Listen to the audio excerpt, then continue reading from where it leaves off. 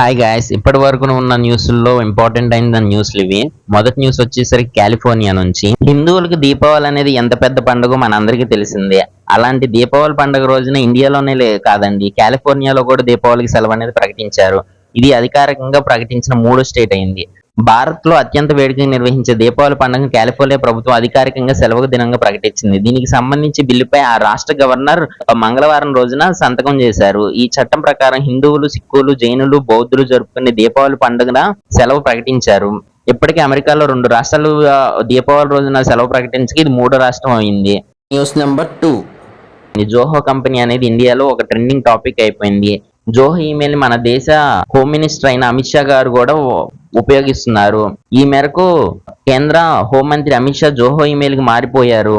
స్వదేశీ యాప్లను ఉపయోగించాలన్న ప్రధాని మోదీ పిలుపుతో ఈ నిర్ణయం తీసుకున్నట్టుగా తెలుస్తుంది. తాను జోహో ఈమెయిల్ కి మారిపోయినట్లు అమిత్ షా గారు బుధవారం ఎక్స్ లో పేర్కొన్నారు. తన జోహో ఈమెయిల్ ఐడిని amitshah.bjp@johomail.in గా తెలిపారు. News number 3. ఈ ఏడాది వైద్య భౌతిక శాస్త్ర నోబెల్ పురస్కారాలను 3 శాస్త్రవేత్తలకు ప్రకటించింది నోబెల్ కమిటీ.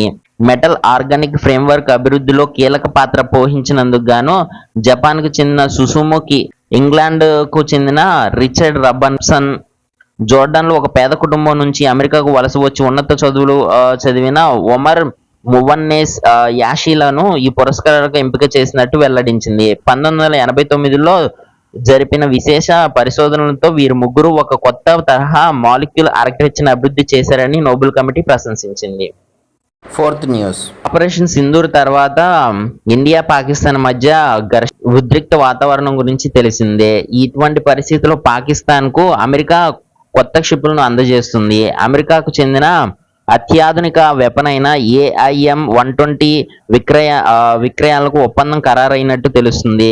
క్షిపణుల ఆధునీకరణకు వీలుగా F-16లను ఆధునీకరించే పనిలో అమెరికా ఉన్నట్టు తెలుస్తుంది. 5th news. ఇటీవల కలుషిత దగ్గు సిరప్ల కారణంగా చిన్నారుల మరణాలు పెరుగుతున్న నేపథ్యంలో ఫార్మసీలు 2 లోపు పిల్లలకు ఈ ఉత్పత్తులను విక్రయించకుండా భారత ఫార్మసిస్టుల అసోసియేషన్ నిషేధం విధించింది.